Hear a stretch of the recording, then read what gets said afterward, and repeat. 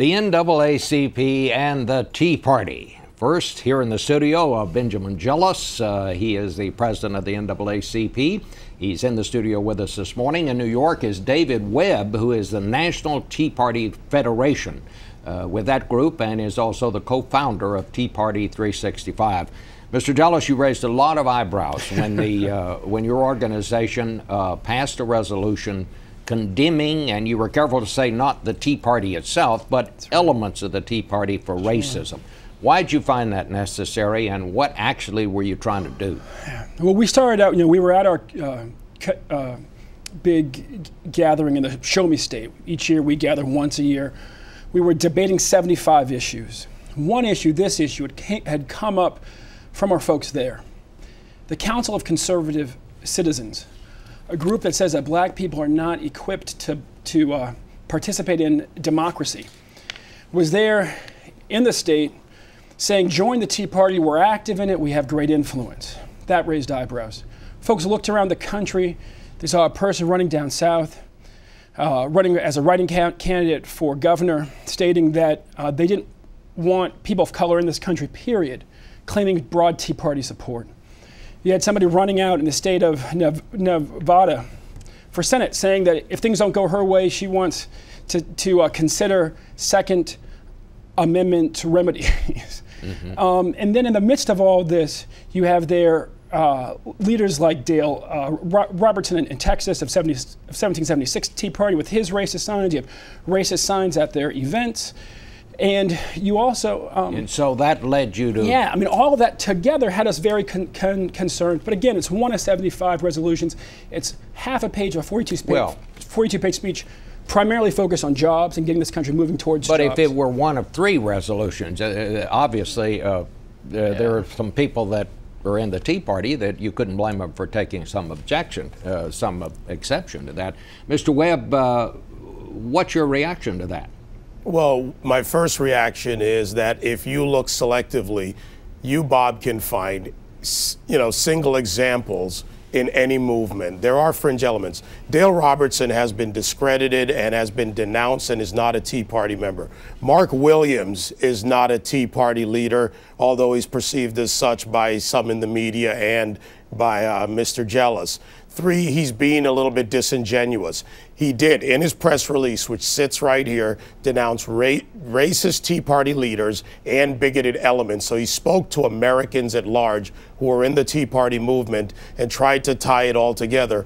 And what I have a serious objection with is his selective condemnation of racism when he will not condemn the new Black Panther Party for saying that they want to kill crackers and kill cracker babies, whereas he would condemn the KKK or any element that shows up and claims that they are a part of the Tea Party. Well, it does seem to me that part of what this is about is he's saying to you, you really need to police your organization, and that some of these signs, we've seen them that have shown up at some of these parties, really are objectionable. What are you doing about that? Well, we have, and that's a very good question. We, in the last 24 hours, have expelled Tea Party Express and Mark Williams from the National Tea Party Federation because of the letter that he wrote, which he, I guess, may have considered satire, but which was clearly offensive. And that is what we do. Self-policing is the right and the responsibility of any movement or organization. I denounce any acts that I see, many leaders do, and for Mr. Jealous to say that these elements, when millions have been out there, represent the Tea Party is blatantly false, and they're simply playing the race card. Mr. Jealous? David, first of all, I want to say thank you. You are the only National Tea Party leader who I've seen come out and publicly state the things that you stated, and taking on Mark Williams was much appreciated. I found it a bit disappointing that they keep just putting you out, that we don't hear from Dick Armey, the grandfather of the movement. He's not the grandfather of the Tea Party, be realistic and David, David, I didn't talk over you. Show me the same respect. How about that? And we find it, the reality here is that The new Black Panther Party is like, 12 people, 13 people. They don't say these things at the NAACP. If they did, we would take them on. I said 3 times on a show with you last week, so hear me this time. Bigots come in all colors. We don't, we absolutely denounce the new Black Panther Party, but they aren't in our group. These folks are in your groups, and you're the only one up there in New York who's saying anything. Let the folks come out and say things nationally. I talked to you about Tea Party members who belong to the NAACP, who stand with us, who were there saying, please get these folks out of our party. It will improve the party. Thank you for taking action in the last 24 hours. But you're also being disingenuous when you say that a man who's the founder of Tea Party Express, who's on TV as their national spokesman, hasn't been a Tea Party leader. He absolutely was. And he was the day that he wrote that vile note penned in my name saying that President Lincoln was the biggest racist ever because slavery was a good gig. So thank you for following through. I think you would, I sort of did you a favor to draw this guy out. Let me just ask both of you something. In the New York Times this morning, a very interesting story quoting Newt Gingrich, of all people, who is aware of the problems going on between your two organizations. And he says, you know what I think you ought to do?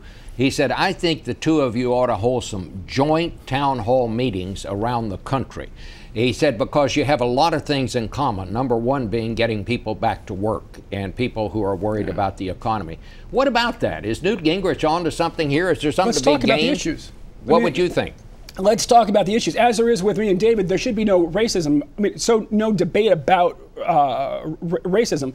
That should just be done, and the rest of them should follow suit and do what he's doing. Mr. Webb, what Let's about talk you? About the issues. Would you be interested in holding joint meetings, joint forums around the country with the NAACP to talk about some things that you might have in common? Absolutely. As a matter of fact, we're not only interested in doing that, we were ahead of this before the NAACP story broke, and I broke it on my show at SiriusXM, took it to the people. We had already planned an event July 31st in Philadelphia, and that will be on Independence Mall, called Unity. And that event is to speak to the Black community and the minority communities.